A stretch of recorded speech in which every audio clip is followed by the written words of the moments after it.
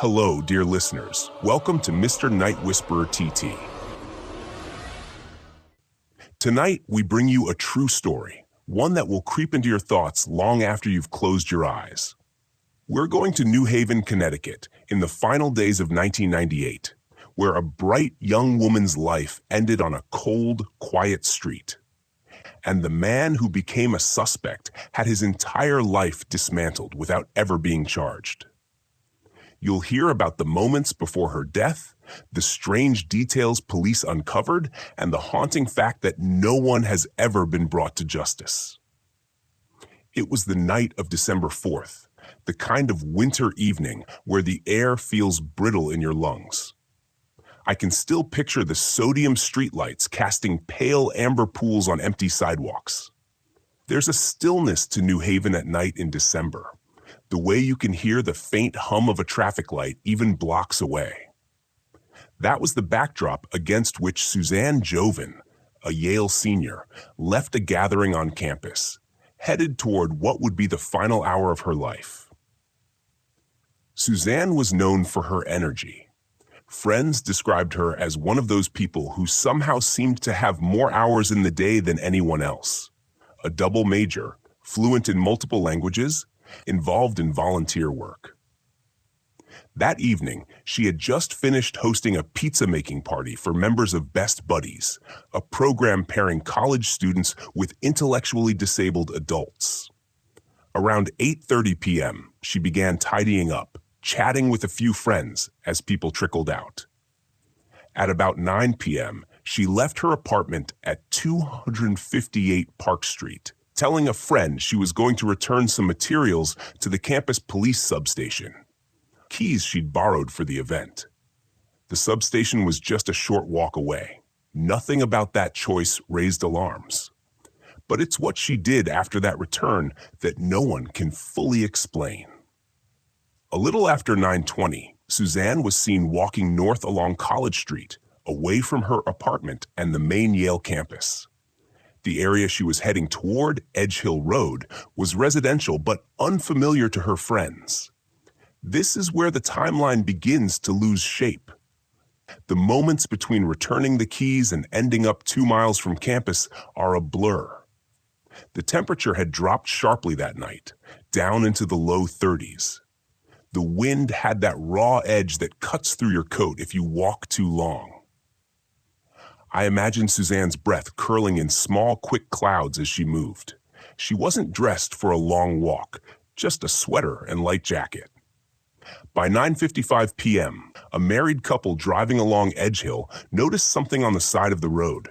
Or rather, someone. It was Suzanne, lying near the curb, her arms bent unnaturally, her hair spread across the grass.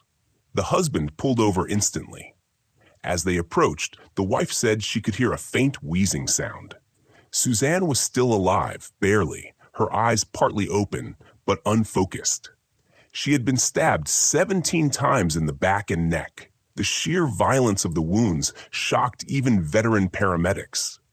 But strangely, there was no sign of robbery. Her wallet was still there. Her watch was still on her wrist. Even the keys she'd returned earlier, the errand that started her walk, were tucked in her coat pocket. The ambulance crew worked fast, but her injuries were catastrophic. She was pronounced dead just before 10:30 p.m. at Yale New Haven Hospital. In less than an hour, the night had gone from quiet to irreversible. What unsettled investigators from the very start was the lack of any clear motive. No sexual assault, no theft, no sign of a prolonged struggle. The weapon, presumed to be a knife with a blade at least 4 inches long, was nowhere to be found. Whoever had done this had vanished into the winter night without a trace. The next morning, the campus felt altered. The sound of footsteps in courtyards seemed sharper. Conversations dropped to whispers. Suzanne's friends wandered in and out of each other's apartments, some in shock, some pacing with restless anger. Yale sent out an official statement offering condolences, but the words felt hollow to those who knew her. A life so vibrant had been extinguished in the span of minutes, and there were no answers, only a growing list of questions. That day, police began canvassing the area. The residents of Edge Hill Road were a mix of old New Haven families and faculty members.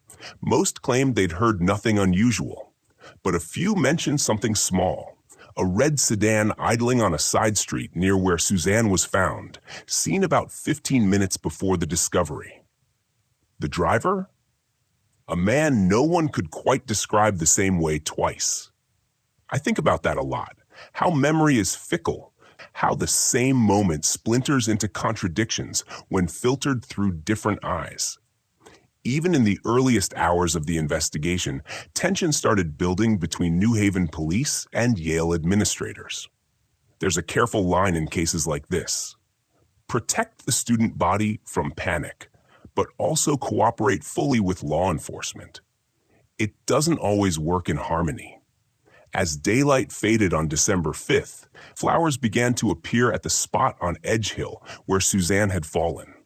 Notes, photographs, candles, the quiet rituals people create when confronted with sudden loss. I imagine the flicker of candlelight against the frost, the way it might have looked to anyone passing by after dark. Somewhere in that moment, the investigation began to lean toward a person of interest, someone close enough to Suzanne to have spoken with her in the hours before her death, but distant enough that the public would be startled by the connection. His name would soon appear in headlines, altering the course of his life forever. But that's where we'll pause for now. The streets of New Haven remain cold in my memory, the sound of tires on wet asphalt still faint in the distance. This story, like the winter air, is only going to get sharper from here. The morning after Suzanne's murder, New Haven's air felt heavy. Not in the literal sense. It was crisp, still winter. But there was a weight to it, a pause in the city's rhythm. You could feel it in the way people stepped off curbs more slowly, in how conversations dissolved when someone new entered the room. I walked past the Yale campus green around 9 a.m., heading toward the police station. The frost on the grass was melting in uneven patches where sunlight spilled through the skeletal trees.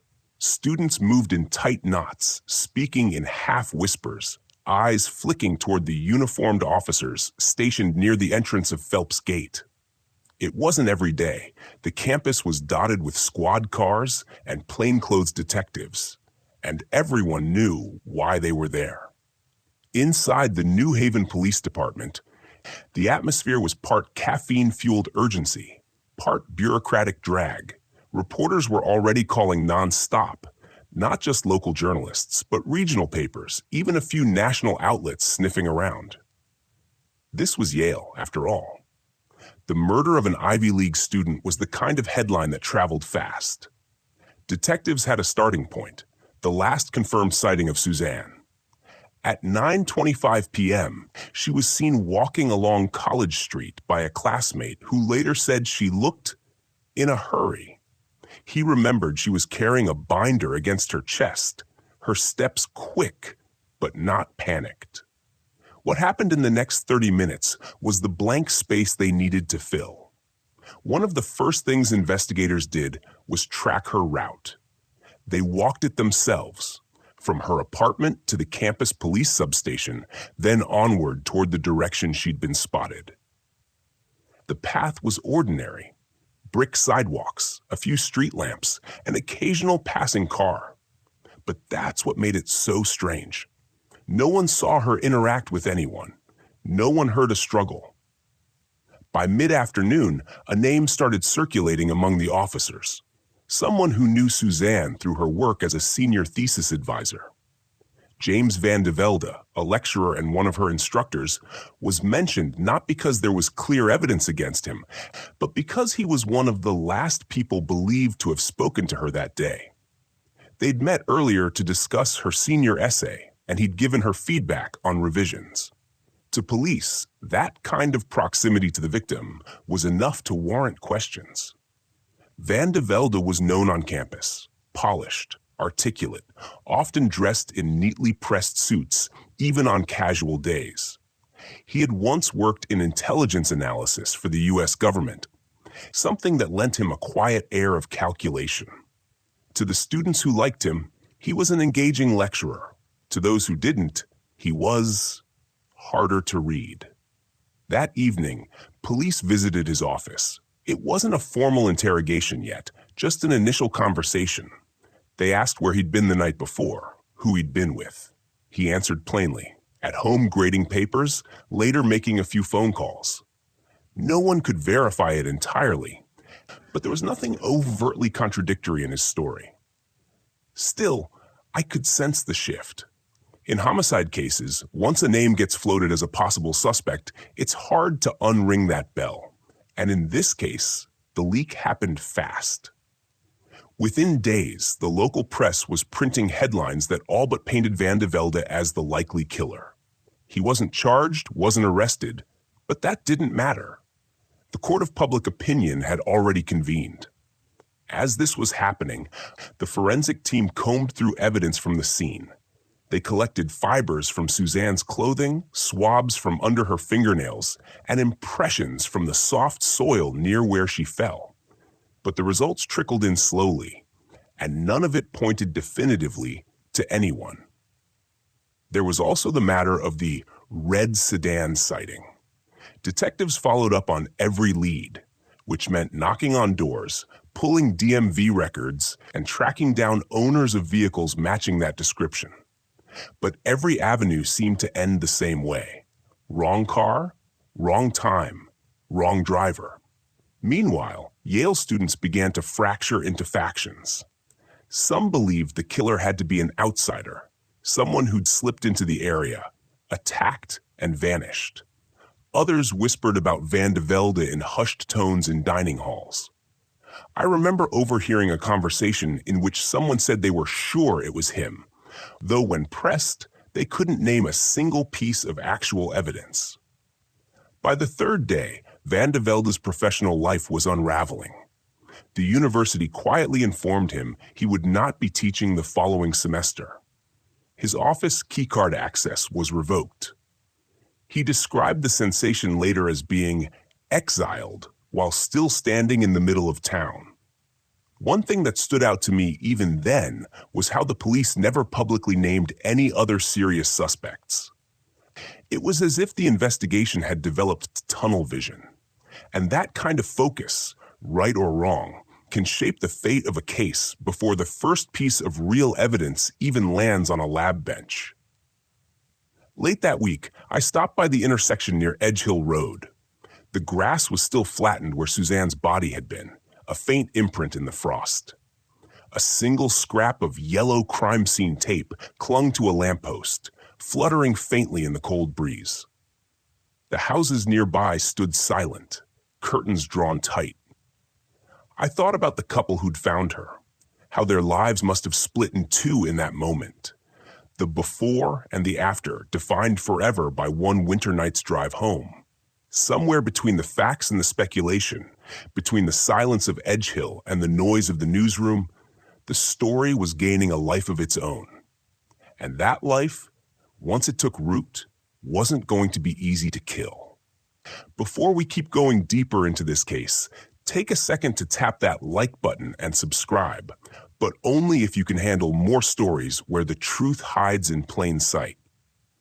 And while you're here, drop me a comment telling me the city you're listening from and whether it's daylight or darkness outside your window.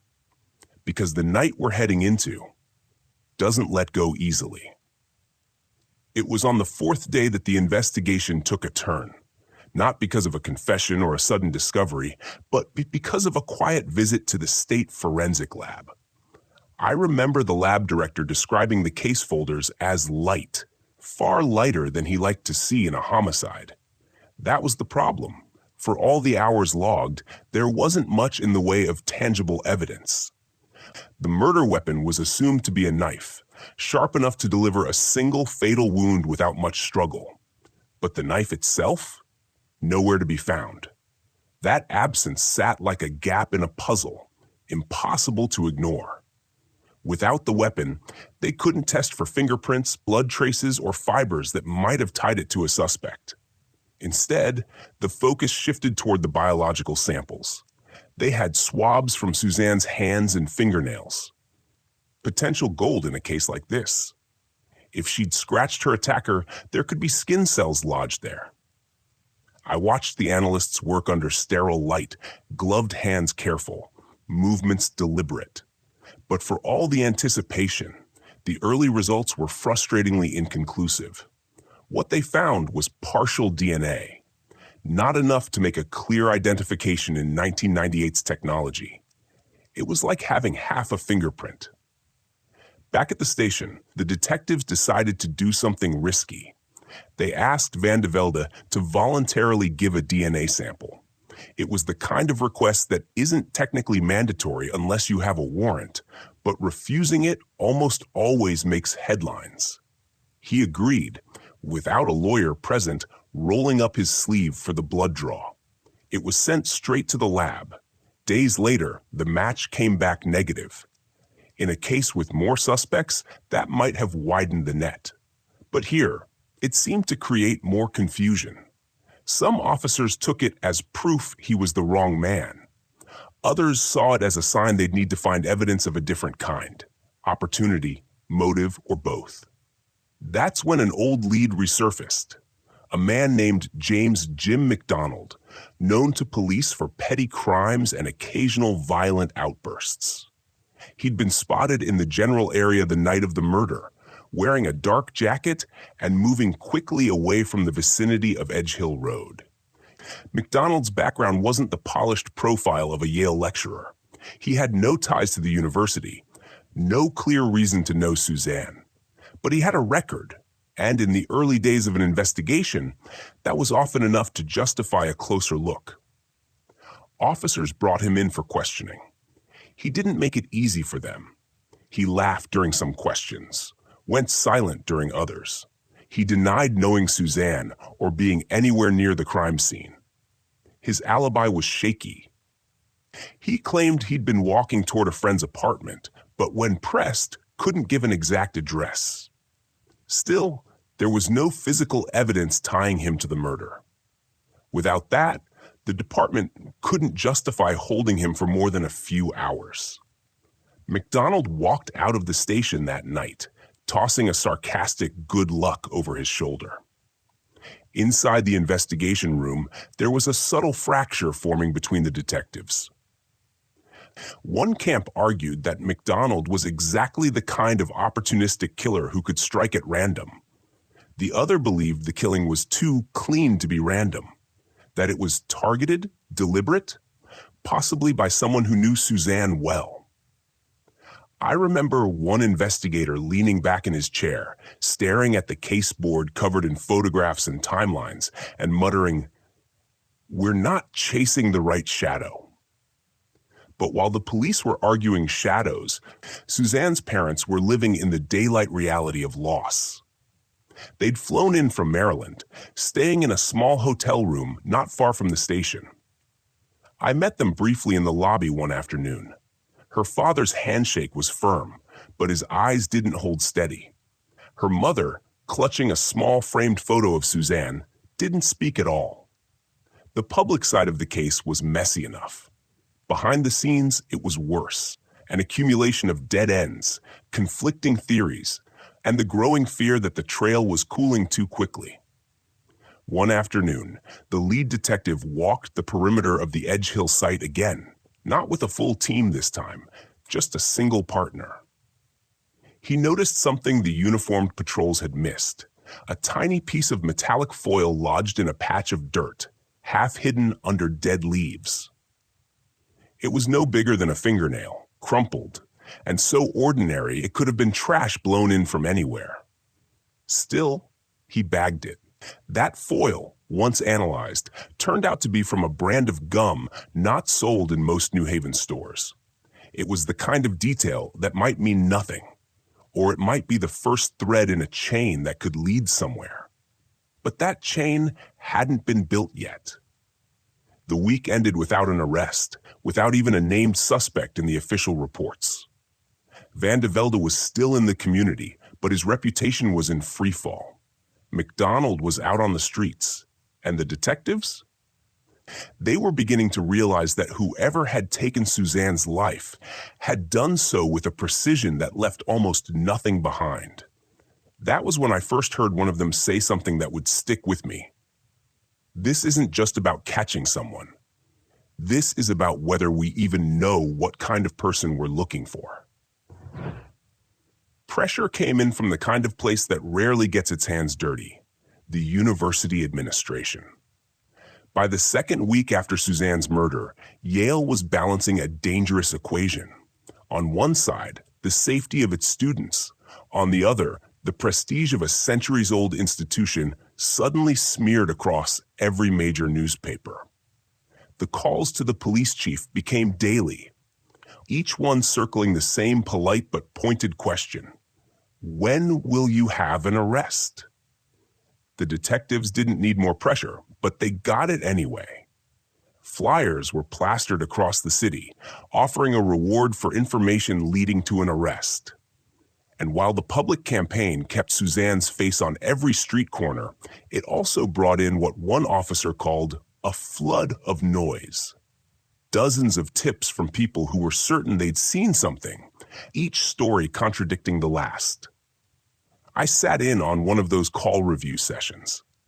A middle-aged man claimed he'd seen a tall figure moving quickly toward a parked car on Edge Hill Road the night of the murder. Another caller swore she'd seen a dark-haired woman running in the opposite direction. Both insisted they were right. Both descriptions couldn't be true.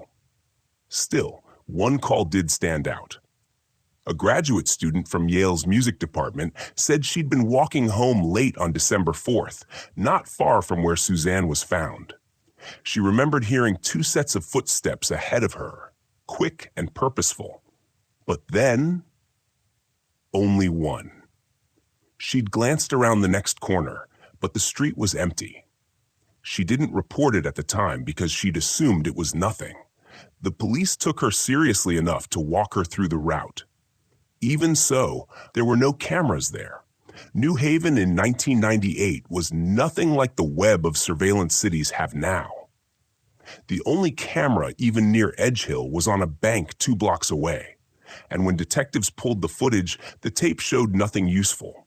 A few cars passing, headlights flaring, the grainy flicker of a bus stopping at the corner. Frustration was building. That's when an unexpected name popped up in a side report. A local man who had once been accused of following a female student home late at night, only to vanish before campus security arrived. His name was Harold Becker. Becker wasn't a stranger to the police. He had priors for trespassing, and there were rumors, unproven but persistent, that he liked to linger around campus libraries and cafes. When detectives paid him a visit, they found him in a cramped apartment littered with books, old coffee cups, and half-burned candles. He didn't deny knowing who Suzanne was, but he insisted he'd never spoken to her. His alibi was weak. He claimed to have been reading in his apartment the entire night. There were no witnesses, no receipts, nothing to back it up. Without physical evidence, Becker was just another name on a long list of maybes. But his interview left the detectives unsettled. One of them told me later that Becker had a way of answering questions that felt like he was playing a game. The search for more concrete leads took the team back to something they'd largely written off: Suzanne's personal life in the weeks leading up to her death. Friends described her as busy but unusually distracted. One recalled a conversation in which Suzanne mentioned feeling watched, though she laughed it off at the time. Another said she'd been avoiding walking home alone after dark. It was enough to make the investigators revisit the idea that this wasn't a random attack. And if it wasn't random, then somewhere in her circle, however distant, the killer was hiding. By the end of that week, the case board had a new column: possible stalkers. Becker's name was there, along with 2 others, a local bartender who'd once made unwanted advances, and a man Suzanne had met briefly through a student organization. The detectives weren't closer to an arrest, but they were getting closer to a shape, a profile of someone who knew her well enough to follow her without being noticed, someone whose presence might not have raised alarms until it was too late. Before we push further into this web, let me ask you something. If this is the kind of story you find yourself leaning in for, the kind you can't quite stop listening to, even as the details darken, then make sure you're following along. Because this one doesn't get simpler from here.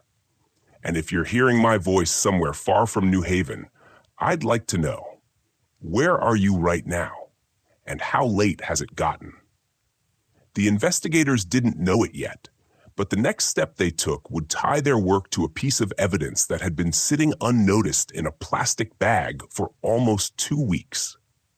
Something so ordinary that no one had given it more than a glance.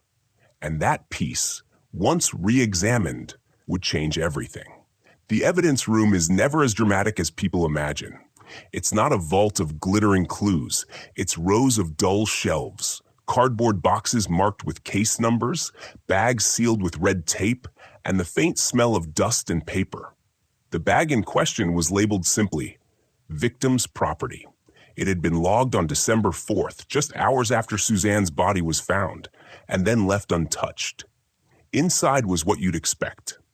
The clothing she'd been wearing, her purse, lecture notes, a pen with the university's crest.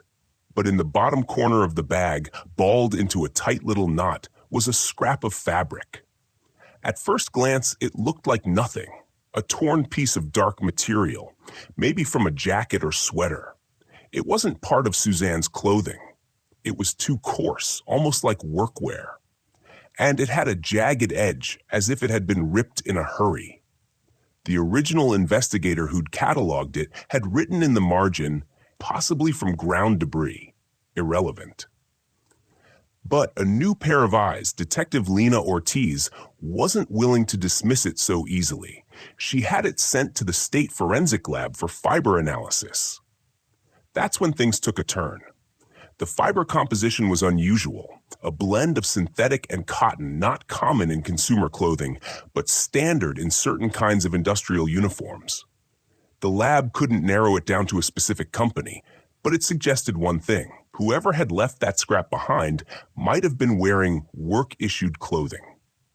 Detectives began quietly compiling a list of businesses within a 5-mile radius that required uniforms matching that description. Delivery companies, custodial services, warehouse jobs, even some security firms.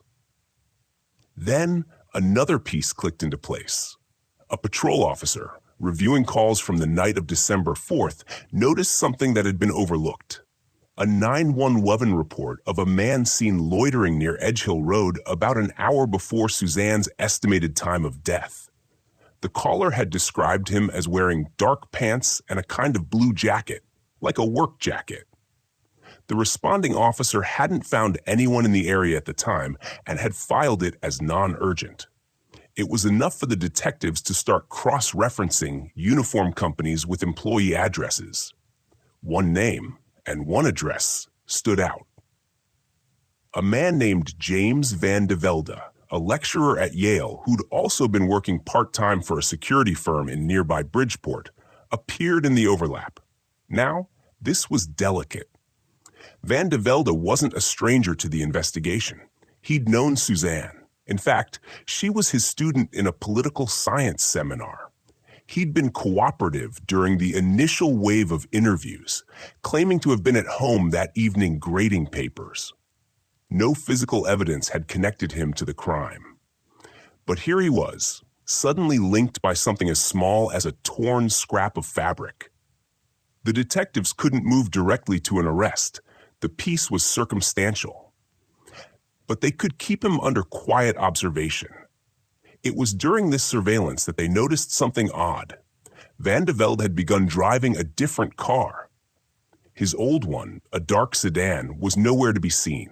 A check of DMV records showed he'd sold it just days after the murder.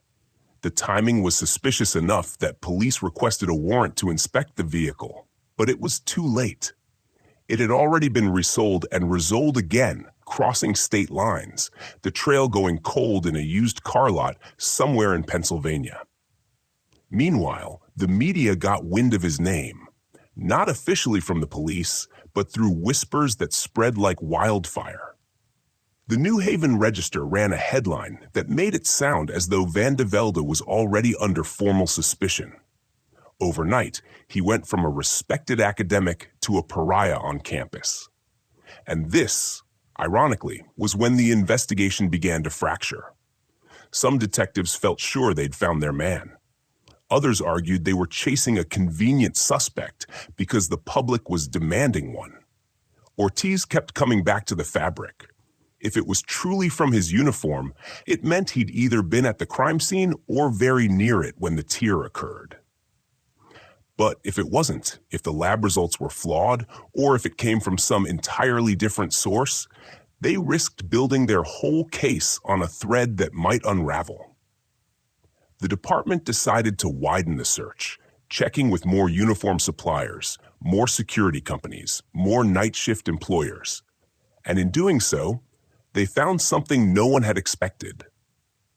Another man, also employed in security work, who lived just 3 streets from where Suzanne's body had been discovered, and who had quietly quit his job 2 days after her death.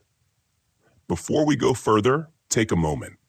If you've stayed with me this long, you might already feel the same creeping suspicion the detectives did, that we're circling a truth hiding in plain sight. If you want to see how deep this trail goes, make sure you're here for what comes next. And, just for curiosity's sake, tell me in the comments not just where you're listening from, but what you'd do if you saw someone pacing your street late at night. Because the next move the police made would bring them face to face with this second man, and with a detail from his past that would make even the most skeptical detective pause. The second man's name was Michael Peterson, 32 years old, unmarried, living alone in a cramped, second-floor apartment with a view of the parking lot behind a laundromat.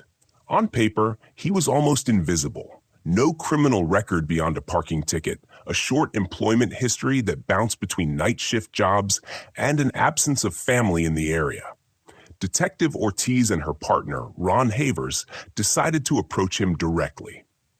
They arrived just after dusk, when the blue glow from the laundromat sign painted the hallway in a pale, unnatural light. Peterson opened the door after the second knock, wearing sweatpants and a faded t-shirt that smelled faintly of cigarette smoke.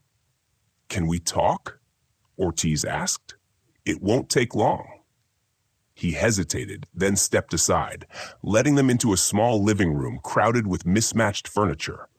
A half-empty ashtray sat on the coffee table, tapped next to a remote control with worn buttons. When they told him why they were there, his face didn't harden into anger or fold into fear. It went strangely blank, like someone dimming a light. "I don't know her," he said flatly. "Never met her." Ortiz didn't respond immediately. Instead, she took a slow look around. On the arm of a chair was a dark jacket, the kind with reinforced seams near the cuffs, industrial quality. She asked if it belonged to him. He said yes, he'd worn it for his old job with the security company. The company in question confirmed he'd quit 2 days after Suzanne's murder. The reason he'd given was personal matters. But the detail that caught Ortiz's attention was his assignment location, a warehouse less than a 15-minute walk from Edge Hill Road. "Did you work the night of December 4th?" she asked him directly. He scratched the side of his neck, eyes flicking toward the window. "No, I was home." "Alone?" "Yes." "No one can vouch for that?" He shook his head. Havers slid a photo of Suzanne across the table. "Ever seen her? Around campus? At a bus stop? Anywhere?" "No," Peterson repeated, but Ortiz noticed the way his thumb tapped against his knee, a quick, rhythmic motion, faster now than when they'd first sat down. They didn't push further that night. Without physical evidence, they risked spooking him into shutting down entirely. Instead, they left and began the slow work of pulling every scrap of his background they could find. What emerged was a subtle but unsettling pattern. He'd moved states 3 times in the last decade, always within months of a local assault case, none of which had ever been solved. No charges, no arrests, but enough coincidence to make Ortiz's pen pause every time she wrote the dates. An old coworker from a previous security job described him as quiet, polite, until he wasn't. When pressed, the man recalled a night when Peterson had followed a female employee to her car after closing. He didn't touch her, but the way he just stood there in the shadows, it freaked her out, the coworker said. She asked me to walk her out after that. The problem was that all of it, the moves, the rumors, the odd behavior, was circumstantial. They needed something tangible, something they could hold up in court. That's when the forensic lab called. They'd completed a secondary analysis of the scrap of fabric from Suzanne's property bag. The fibers matched not just the generic industrial blend, but a specific manufacturer, one used by only 2 companies in the New Haven area. Peterson's former security firm was one of them. It wasn't a smoking gun, but it was enough for a search warrant. When they returned to his apartment 2 days later, they brought evidence techs. The search turned up nothing in plain sight. No blood, no hidden knife, no personal belongings of Suzanne's. But in the back of a closet, tucked inside a cardboard box of old uniforms, they found a pair of work pants with a tear near the knee. The tear's frayed edges looked eerily similar to the scrap found near the body. The pants were bagged and sent for testing. Peterson was brought in for questioning, and this time they didn't knock on his door. They met him at his workplace in front of his coworkers, leaving him no quiet way to slip away. In the interview room, under fluorescent lights that made his skin look almost gray, Peterson crossed his arms and stared at the table. "We've got your old uniform," Ortiz told him, sliding a photo of the pants into his line of sight. "We've got the fabric analysis.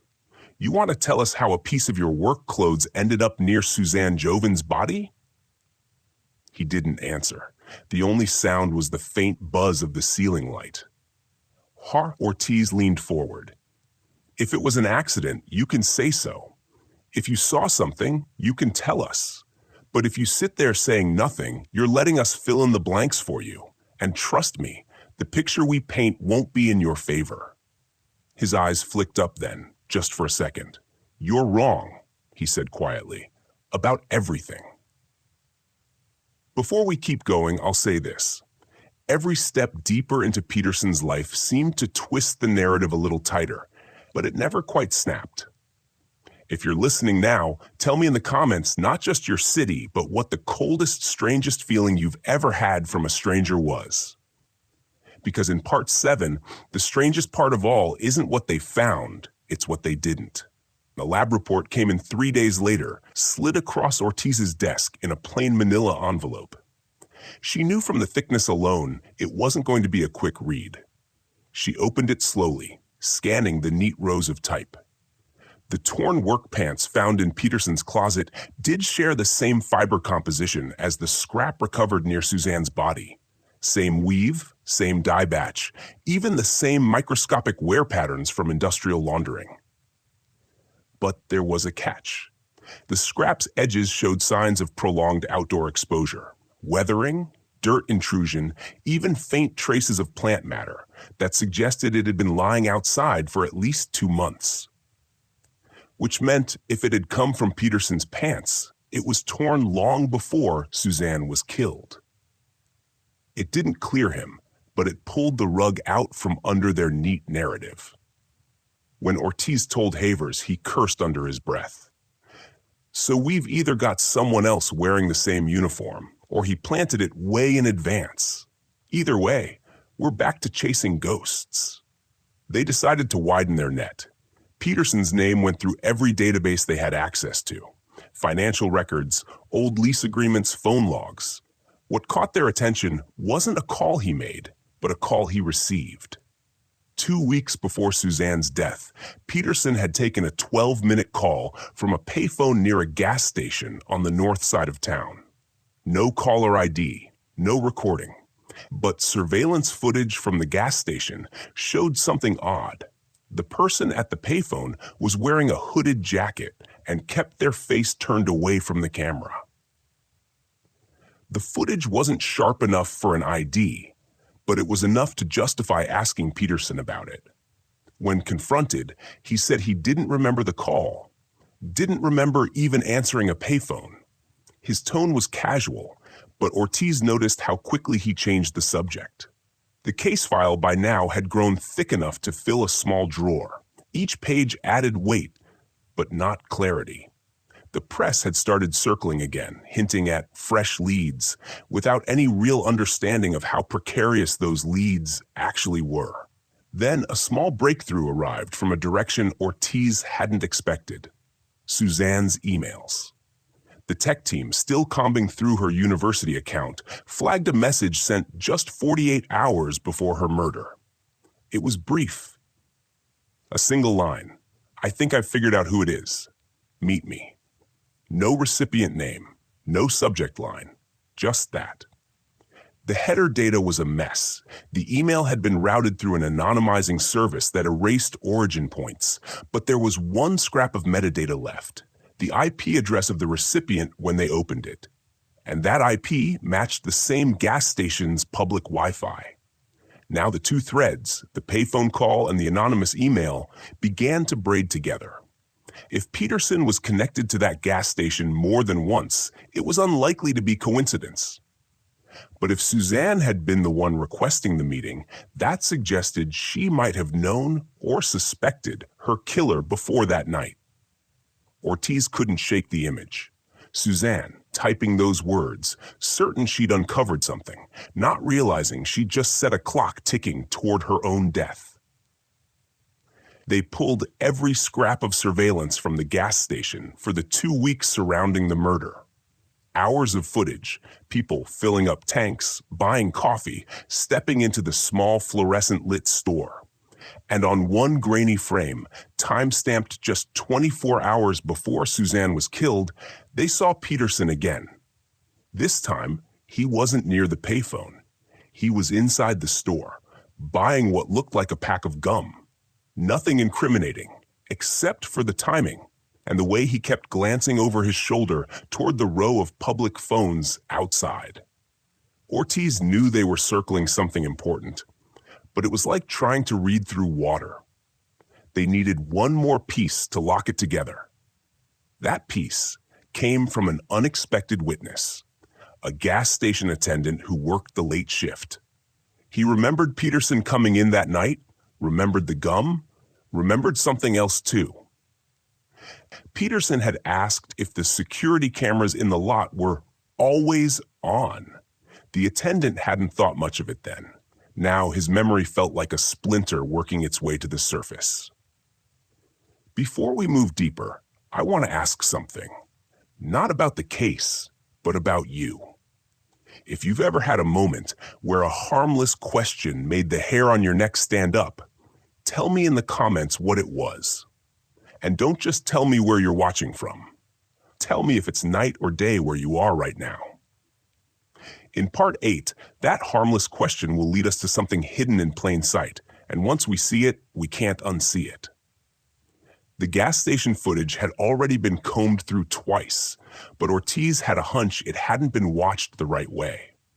Instead of focusing on Peterson, she asked the tech unit to track everything in the frame: the background, reflections, and even the passers-by who weren't part of the main action. On the third pass, something unusual emerged. In the footage where Peterson buys gum, his reflection appears twice, once in the glass door of the store, and once in the convex security mirror mounted above the counter. The mirror reflection showed more of the parking lot behind him, and in that distorted view, a white sedan sat idling with its headlights off. No one had logged that car's presence in the original review. And yet, in frame after frame, it stayed there. Engine rumbling, barely visible unless you knew where to look. They froze the feed and enhanced what they could. The driver's side window was down. A shape sat behind the wheel, but the lighting kept the face in shadow. It wasn't Peterson. The build was smaller, the posture different. Ortiz traced the timestamp and pulled every minute of parking lot footage from that night. The white sedan had been there before Peterson arrived and didn't leave until a few minutes after he stepped outside, chewing gum and glancing toward the row of payphones. It was surveillance choreography. Two people who never acknowledged each other, yet whose timing was too precise to be random. They traced the sedan's plates. The number came back as unregistered, a paper dealer plate reported stolen 2 weeks earlier from a used car lot on the east side. No name, no address, just another dead end, except for the fact that the theft had occurred the night after Suzanne sent her anonymous email. Still, Ortiz kept pushing. If the gas station was their link, maybe the sedan had shown up on other nights. Her patience paid off. 2 days before the murder, the sedan appeared again in footage from the opposite angle, parked by the dumpsters, no driver visible. Peterson wasn't on camera that night, but another figure was. A man in a hooded sweatshirt walking from the sedan toward the phones, holding what looked like a folded piece of paper. This time, they had a lucky break. In one brief moment as the man lifted his head, the fluorescent lights caught part of his face. Not enough for a full ID, but enough to note a prominent scar running from the corner of his mouth to his jaw. When they fed the still into the department's facial recognition system, it spat out a partial match. A small-time burglar named Colin Voss. He'd done 2 short stints in county jail and was last known to be living in a motel on the outskirts of town. Voss had no known connection to Peterson, but he did have one connection to Suzanne, or rather, to her department. 6 months earlier, he'd been picked up for stealing electronics from the university's library. The charges had been dropped after a witness failed to appear in court. That witness? Suzanne's lab partner. It was too tangled to call coincidence anymore. When they brought Voss in, he denied everything. Denied being at the gas station, denied knowing Peterson, denied any involvement in Suzanne's death. But when Ortiz mentioned the scar, his eyes flickered. "You can't prove that's me," he said, leaning back in his chair. "No," Ortiz replied, "but I can prove you were in the sedan." She slid a set of stills across the table, not from the gas station, but from a traffic camera 3 blocks away, the same night as the gum purchase. The sedan was there, turning left under a streetlight, and the driver's profile, even blurred, was unmistakable. Voss didn't speak for a full 20 seconds. Then he asked for a lawyer. "Before I pull us deeper into the motel where Voss had been living, I want to try something different. In the comments, share a place in your town or city that gives you the creeps, somewhere you'd never walk alone after dark, and tell me what time it is for you right now as you listen. In Part 9, that motel room will yield something Voss couldn't explain, and Peterson couldn't deny. The DNA report came in on a Thursday morning, delivered by courier instead of the usual email. Ortiz had been expecting a match to Peterson, the whole team had, but the name on the first page made her sit back in her chair. Elliot Kane. She had to read it twice to be sure. Kane wasn't in their system as a suspect. He wasn't even a known associate of either Voss or Peterson. The file showed 2 minor arrests in his 20s. Trespassing and disorderly conduct, but nothing violent, nothing that put him anywhere near a homicide. Still, the cigarette butt from the diner payphone had his DNA on it, which meant Kane had been there, waiting in the days before Suzanne died. Ortiz pulled up his address, a narrow 2-story home on the edge of town, with a front porch sagging toward the dirt. No car in the driveway, no lights in the windows. She knocked once, twice. No answer. She left a card wedged in the doorframe, and by the time she returned to her desk, there was already a voicemail waiting for her. A man's voice, low and unhurried. I know why you're looking for me. We should talk. Alone. Tomorrow night at the old municipal pool. You know where that is. He hung up before she could even pick up the line. The municipal pool had been closed for 10 years, drained and fenced off, graffiti curling across the cracked concrete. It wasn't the kind of place you went without backup, but something in Kane's tone told her that showing up with a team would spook him. She went alone. The place smelled faintly of chlorine and wet leaves. The moonlight turned the shallow end into a pale bowl, scattered with trash and rainwater. Kane was already there, sitting on the edge, his legs dangling into nothing. He didn't look like a killer, tall, wiry, wearing a flannel shirt with the sleeves rolled to his elbows. But his eyes tracked her like he'd been studying her longer than she'd been aware of him. You think Peterson's the one who killed her, Kane said. You're wrong. Peterson's dangerous, sure. But he doesn't choose his victims. Someone else decides that. Ortiz kept her hands visible. And Voss? Where does he fit in? Kane smiled faintly. Middleman. They use him to watch, to record. Peterson gets told where to be. Voss makes sure the job gets done. And me? He shrugged. I was supposed to keep the phone line clean. No trace, no location, just pass the codes. You're telling me there's someone above all three of you.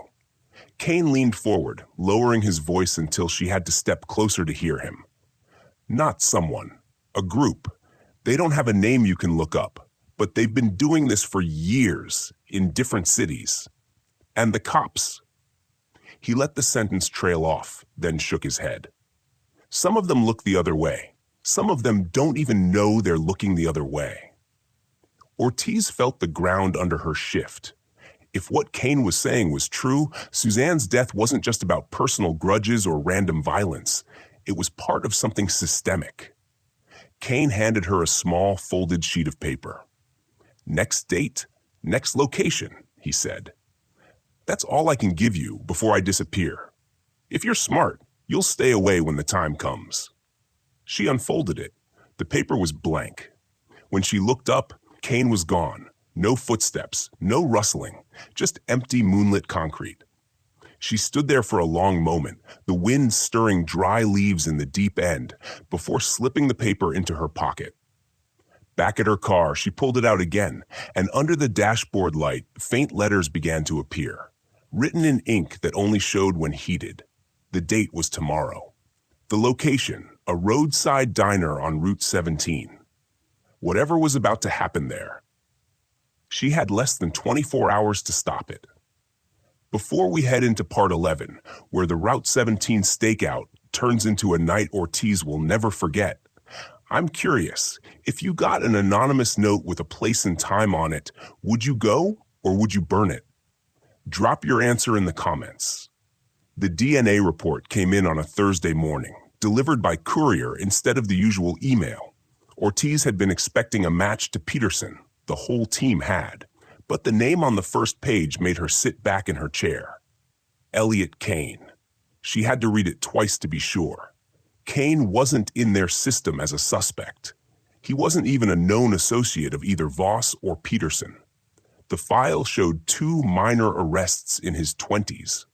Trespassing and disorderly conduct, but nothing violent, nothing that put him anywhere near a homicide. Still, the cigarette butt from the diner payphone had his DNA on it, which meant Kane had been there, waiting, in the days before Suzanne died. Ortiz pulled up his address, a narrow, 2-story home on the edge of town, with a front porch sagging toward the dirt. No car in the driveway, no lights in the windows. She knocked once, twice. No answer. She left a card wedged in the doorframe, and by the time she returned to her desk, there was already a voicemail waiting for her. A man's voice, low and unhurried. I know why you're looking for me. We should talk. Alone. Tomorrow night. At the old municipal pool. You know where that is. He hung up before she could even pick up the line. The municipal pool had been closed for 10 years, drained and fenced off, graffiti curling across the cracked concrete. It wasn't the kind of place you went without backup, but something in Kane's tone told her that showing up with a team would spook him. She went alone. The place smelled faintly of chlorine and wet leaves. The moonlight turned the shallow end into a pale bowl, scattered with trash and rainwater. Kane was already there, sitting on the edge, his legs dangling into nothing. He didn't look like a killer, tall, wiry, wearing a flannel shirt with the sleeves rolled to his elbows. But his eyes tracked her like he'd been studying her longer than she'd been aware of him. "You think Peterson's the one who killed her?" Kane said. "You're wrong. Peterson's dangerous, sure, but he doesn't choose his victims. Someone else decides that." Ortiz kept her hands visible. "And Voss? Where does he fit in?" Kane smiled faintly. "Middlemen. They use him to watch, to record. Peterson gets told where to be. Voss makes sure the job gets done. And me?" He shrugged. "I was supposed to keep the phone line clean. No trace, no location, just pass the codes. You're telling me there's someone above all three of you?" Kane leaned forward, lowering his voice until she had to step closer to hear him. "Not someone. A group. They don't have a name you can look up, but they've been doing this for years in different cities. And the cops..." He let the sentence trail off, then shook his head. "Some of them look the other way. Some of them don't even know they're looking the other way." Ortiz felt the ground under her shift. If what Kane was saying was true, Suzanne's death wasn't just about personal grudges or random violence. It was part of something systemic. Kane handed her a small, folded sheet of paper. "Next date, next location," he said. "That's all I can give you before I disappear. If you're smart, you'll stay away when the time comes." She unfolded it. The paper was blank.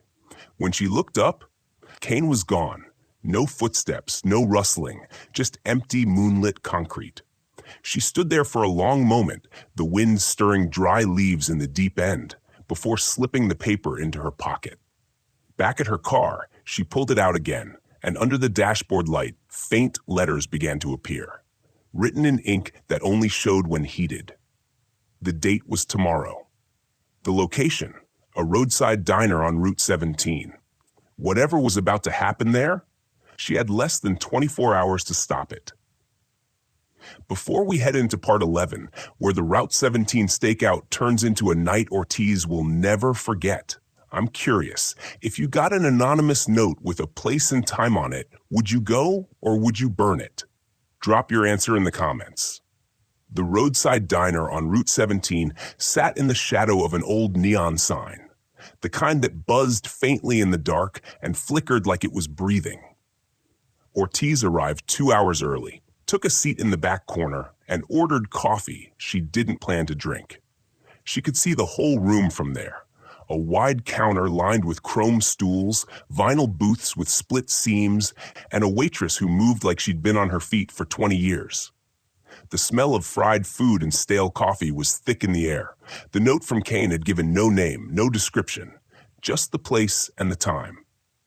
The clock over the counter ticked toward 10 p.m. That's when she saw him. Not Kane, not Peterson, not Voss. A man in a dark overcoat walked in, his shoes clicking against the tile. He didn't sit. He didn't even look around. He walked straight to the counter, slid a brown leather satchel onto it, and said something to the waitress. She nodded once, reached under the counter, and placed a plain white envelope in his hand. It was a quick exchange, barely 5 seconds, but Ortiz saw the man's knuckles, scraped raw like he'd been in a fight. He turned toward the door, and that's when their eyes met. For just a heartbeat, he froze. Then he bolted. Ortiz was out of her booth in seconds, pushing past a startled couple, coffee sloshing in their cups. The door swung wide into the cold night air, and she caught sight of the overcoat cutting across the gravel lot toward a black sedan, idling with its headlights off. "Police!" she shouted, though the wind shredded the word before it reached him. He dove into the car. Ortiz sprinted, boots kicking up dust, hand reaching for her holster. But the sedan roared to life, and fishtailed onto the highway. Her own car was parked at the far end of the lot. She cursed under her breath, ran for it, and slammed into the driver's seat. The engine turned over reluctantly, like it shared her doubts about this chase. The black sedan's taillights bobbed in the distance. She followed, keeping 2 cars back, headlights dimmed. Route 17 was mostly empty at this hour, long stretches of darkness punctuated by the occasional glow of a gas station sign. They drove like that for nearly 20 minutes before the sedan slowed and turned down a narrow side road. Ortiz followed at a crawl, tires crunching over loose gravel. Trees pressed in from both sides, their branches tangled overhead. Then the road ended in a clearing. The sedan was there, idling, empty. She stepped out, gun drawn. The only sounds were the wind in the trees and the faint ping of the sedan's cooling engine. The driver's door was open. Inside, the white envelope sat on the passenger seat. Ortiz glanced around. No movement, no voices, then reached in and took it. The paper inside wasn't a letter. It was a photograph. Suzanne, sitting at that same diner in the same booth Ortiz had chosen tonight. The timestamp in the corner was from 2 days before her death. Someone had been watching her. Ortiz slid the photo back into the envelope, scanning the tree line one more time. There was no sign of the overcoat, no sign of anyone at all. But the skin at the back of her neck prickled. The kind of instinct you get after years on the job, the one that tells you you're not as alone as you look. She turned back toward her car, the envelope tucked tight in her coat pocket. By the time she reached the diner again, she decided she needed to know exactly who the waitress was and why she'd been holding that envelope in the first place. Before we move on, tell me, if you were sitting in a quiet diner and someone across the room suddenly locked eyes with you, would you stay put or would you run? I want to hear your instincts. When Ortiz walked back into the diner, the neon sign still hummed, the same stale coffee smell clung to the air, and the same waitress stood behind the counter, refilling sugar dispensers as if nothing had happened. But Ortiz had been gone less than 40 minutes. She slipped into a booth halfway down, far enough to watch without crowding. The waitress's name tag said Cindy. She was mid-40s, hair tied back in a tired knot, nails painted a chipped coral color. Cindy noticed Ortiz after a minute and came over with a pot of coffee. "Top you off?" Ortiz looked at her for a beat too long. "Sure, and maybe a slice of pie." As Cindy poured, Ortiz's tone stayed casual. "Busy night?" "Not really," Cindy said. "Few truckers, couple locals. You know how it is." Ortiz stirred her coffee slowly, watching the swirl. "And the man in the dark overcoat?" Cindy's face didn't twitch, but her eyes narrowed almost imperceptibly. "Haven't seen him in months," she said. Ortiz smiled faintly, leaning back. "That's interesting, because I saw you hand him something tonight." Cindy froze, just enough for Ortiz to confirm it. The waitress set the pot down, both hands on the table now. "Look," Cindy said quietly, "I don't want trouble. I was just told to give it to whoever asked. That's all." "Told by who?" Cindy hesitated. Her gaze slid toward the back hallway leading to the kitchen. Ortiz followed her eyes. "Who's in there?" "No one now, but earlier." Cindy lowered her voice to a whisper. "There's a man, tall, silver hair. He pays cash, always cash. Comes in, sits at the last booth by the window. He's the one who left the envelope." Ortiz kept her voice even. "Name?" "Never gave one, but the cooks call him Mr. H." Ortiz scribbled the name in her notebook, even though she suspected it wasn't real. "Zora, what does he want?" Cindy shook her head. "Don't know, but every time he comes in, a week later someone ends up in the paper, missing or worse." That got Ortiz's full attention.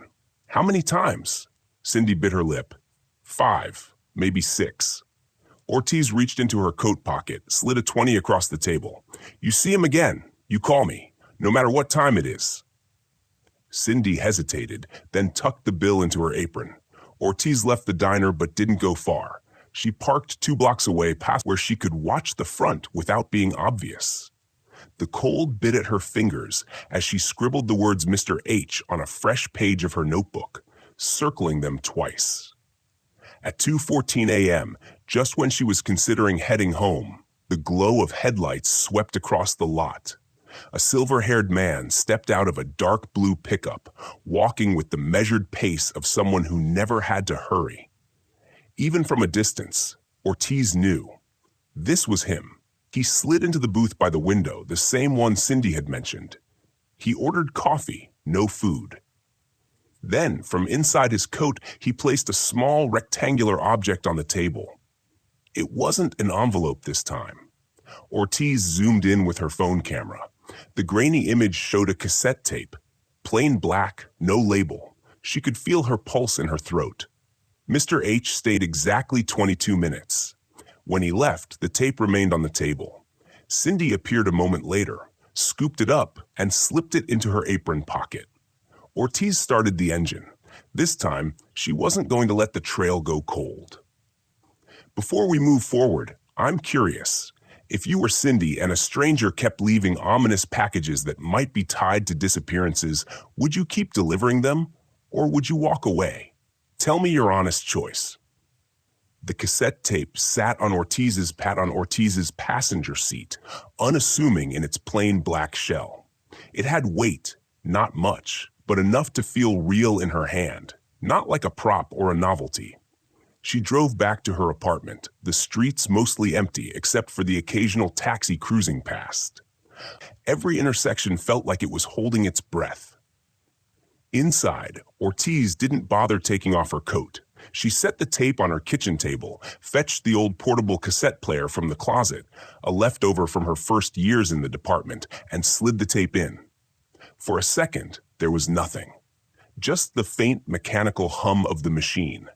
Then, static. It grew louder, as if something was trying to break through. Ortiz adjusted the volume.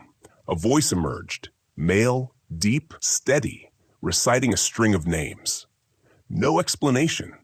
No pauses. Just names, one after the other. She recognized the third one immediately, Margaret Lowell, the woman found near the riverbank 2 years ago. The ninth name, Daniel Price, had been a missing person case with no resolution. The 15th, Holly Burns, had been Ortiz's first case after she transferred to missing persons. There were 32 names in total. And then the tape cut abruptly to silence.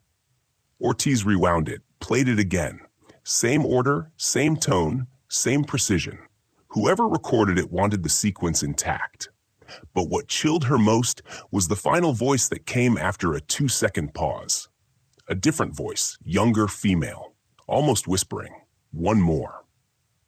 Then the sound of a match striking, followed by the faint hiss of fire. Ortiz sat back, trying to process. If these were all connected, she wasn't looking at a single suspect. She was looking at an operation. She dug out the case files from her cabinet, laying them side by side on the floor until her apartment looked like a detective's war room.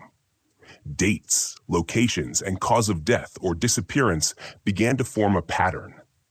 Every 3 months, almost to the day, one name from the list had been taken. And according to the timeline, the next interval was in 2 weeks. She didn't like where this was going. Ortiz decided to isolate the background noise from the recording. She called in a favor to the audio tech at the precinct, a guy named Martin who owed her for covering a botched interview last year. 2 hours later, Martin called back. "You're not going to like this." "What did you find?" "That match strike? It's not just a match. It's a match against a glass surface, like the kind they use on hurricane lamps." "Anything else?" "Yeah. The fire sound? It's not wood or paper. It's cloth." Ortiz froze. Cloth. Like clothing, like someone had been wearing it. Martin's voice dropped lower. And in the background, just before the voice says one more, you can hear bells. Faint, but church bells. She hung up, her mind turning over the possibilities. A church, a lamp, a fire, a name list, and a ticking clock. There was no choice now. She had to find Mr. H before the 2 weeks were up. Ortiz began mapping every church within a 20-mile radius of the known crime scenes. There were 17 doors to knock on, and probably 17 lies to cut through. Before we get deeper, I have to ask you something. If you found a mysterious cassette tape with the names of people, all tied to crimes, would you listen to it alone at night, or take it straight to the police? I wonder how many of you would really choose the second. The rain had started sometime before dawn, fine and cold, the kind that made city streets shine like strips of black glass. Ortiz wasn't at her desk. She was 3 blocks from her building, sitting in a narrow cafe whose name had been worn away on the window by years of condensation. Her notebook lay open beside a coffee cup she wasn't drinking from. Across from her sat Eddie Marlowe, a man she wouldn't call a friend, more like an occasional informant who specialized in hearing things he shouldn't. Eddie's hair was wet, his jacket smelled faintly of mildew, and his voice was low enough to make her lean in to hear him over the hiss of the espresso machine. "I know who had that tape before you," he said. Ortiz didn't blink. "Who?" "A guy called Latham, George Latham. Ran deliveries for a bunch of places, mostly antiques and restoration shops. He disappeared last month, and here's the thing, one of his stops was a church." Ortiz felt a current run through her. "Which church?" Eddie stirred his coffee, eyes on the swirling liquid instead of her. "St. Bridget's, over on Fenwick. You know it?" She did. It was one of the 17 she'd marked on her map. "Latham ever say anything about what he delivered?" she asked. Eddie shrugged. "Boxes. Wooden. Small enough to carry. He said they never opened them in front of him, but the boxes had those old-style clasps, like something you'd keep, I don't know, ashes in." Ortiz's stomach tightened. Eddie leaned in just enough for his breath to fog the table between them. "And the priest there?" "He's not the original. The last one left about 6 years ago, sudden-like. Nobody talks about why." She slid a folded bill across the table toward him. "If you hear anything else..." Yeah, I know where to find you." He stood, pulling his hood up, and disappeared into the rain. Ortiz left the cafe and walked the 4 blocks to her car, her mind ticking like a metronome. She could go straight to St. Bridget's now. But if they saw her coming, she'd lose the element of surprise.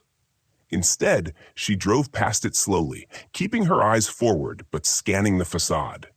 The church's stone was darkened with age, its steeple tipped with a black iron cross that seemed to lean slightly, as if tired. One of the stained glass windows was missing a panel, replaced with plywood. She parked 2 streets away and circled back on foot, cutting through the alley beside the rectory. That's when she saw it. A wooden crate sitting just inside the back entrance. No markings except for a faint, burned symbol on the lid. A circle intersected by 3 vertical lines. Her pulse quickened. She took out her phone, snapped a photo, then stepped closer. The door behind the crate was propped open, and she could hear faint movement inside, a shuffling like fabric brushing against stone. And then, without warning, a low resonant chime filled the air. Not a bell tower. Closer, heavier, almost metallic. She recognized the sound instantly from the tape. Ortiz froze in the alley's shadow as the shuffling grew louder. The door began to open wider. She didn't wait to see who was coming. She slipped back into the rain, moving quickly but quietly. The burned symbol burned just as sharply into her mind. By the time she reached her car, her hair and coat were soaked through, but her next step was clear. She needed to know exactly what that symbol meant, and why it matched a pattern she'd seen once before, in a file marked "Closed, Unsolved." Before we keep going, if you're here with me in this moment, I'm curious, what's the weather like where you are right now? I'm picturing rain, but maybe you're hearing this under clear skies. Let me know. The symbol's meaning came faster than she expected. That night, Ortiz sat in the archive room of the precinct, the hum of the old fluorescent light above her merging with the faint static of her phone's voice recorder. She flipped through an incident folder from 1978. Yellowed photos, a grainy black and white of the same symbol carved into the inside of a wooden coffin. The case file described it as ritual markings of unknown origin. 5 bodies had been recovered in that investigation, all found within a 10-mile radius of St. Bridget's. The suspect, a local priest, had vanished before arrest. The current priest's name wasn't in the file, but Ortiz felt a line drawing itself between the years, and she intended to follow it. She didn't bother with backup. By the time she reached St. Bridget's, the rain had stopped, leaving the air damp and metallic. The front doors were unlocked. Inside, the pews were empty, but candles flickered along the altar, their flames bending as if in a shared breath. She moved down the center aisle, her footsteps muffled by the worn red carpet. A voice came from the shadows near the confessional. "You've been looking for me." Ortiz's hand went instinctively to her sidearm, but she didn't draw it. George Latham? A figure stepped into the dim light. The face was thinner than the photo Eddie had shown her, the eyes sharper, almost amused. "Names change," he said. "Roles change. I've been the delivery man, the caretaker, and now the last one left." "You took that tape," she said. He smiled faintly. "I didn't take it. I sent it." Ortiz felt her throat tighten. "Why?" "To see who would come." His gaze dropped to her hands. "And here you are." He moved toward the altar, his shoes soundless against the carpet. "Do you know what the symbol means?" "I know it was on coffins in a case that was never closed," she replied. "It's not a symbol," he said softly. "It's a map." From under the altar, he pulled a small wooden box, identical to the one Ortiz had seen in the alley. He placed it on the altar and opened the lid. Inside, instead of ashes, was a reel of magnetic tape, the brown film wound tight. "This is the rest of the recording," he said. Ortiz took a slow step forward. "What's on it?" His eyes lifted to hers. The last confession, the one that ended the others. The air seemed to contract between them. Ortiz knew if she lunged now, she could grab the box. But something in his stance told her he was expecting it, maybe even waiting for it. Instead, she pulled her recorder from her pocket and clicked it on. "Then say it." For the first time, his smile faltered. The flicker of candlelight cut his face in half, one side shadow, one side light. And then he began to speak. What poured from him wasn't linear. It was a tapestry of dates, names, places, half in English, half in Latin, describing not just murders but a sequence, a pattern stretching decades. Ortiz caught fragments she recognized from her own files and others she'd never seen. The words kept coming until his voice dropped to a whisper. "The map only ends when someone takes my place." He slid the box toward her. Ortiz didn't touch it. Not tonight. Outside, a siren wailed distantly. Maybe coincidence, maybe fate. The moment broke when the front doors swung open, flooding the nave with the red-blue pulse of cruiser lights. 2 officers moved in, weapons raised. Latham didn't resist as they cuffed him, his gaze never leaving Ortiz. As they led him away, he called back over his shoulder. "You'll listen to it. You have to." Ortiz stood at the altar, the box still sitting there. She knew the rules: secure the evidence, tag it, file it. But as she reached for it, her hand hovered just above the lid. She didn't open it. Not yet. Latham's trial drew more attention than anyone in St. Bridget's Parish could remember. The prosecution played portions of the recovered tape, carefully edited for the jury, where his voice spoke of the 1978 disappearances, the ritual burials, and the symbol carved into each coffin lid. His defense argued delusion, citing psychiatric evaluations that described him as living in a self-authored mythos. But the jury heard enough specific details, ones that matched unsolved cases across 3 counties, to reach their decision in less than 6 hours. George Latham was found guilty on 5 counts of first-degree murder, with additional convictions for evidence tampering and desecration of human remains. The judge's sentence was life without the possibility of parole. He didn't flinch as the words were read.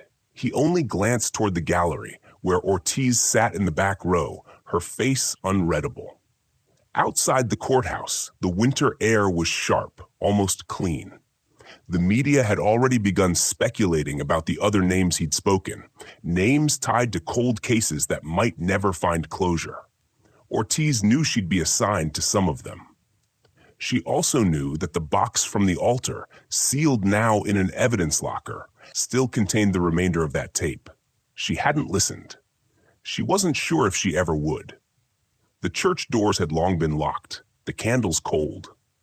But sometimes late at night, Ortiz found herself thinking about the way Latham had said those words. Not as a threat, not even as a warning, but as if passing on a torch. Cases close on paper. They don't always close in the mind. This case ends here. I wish you a peaceful night's sleep.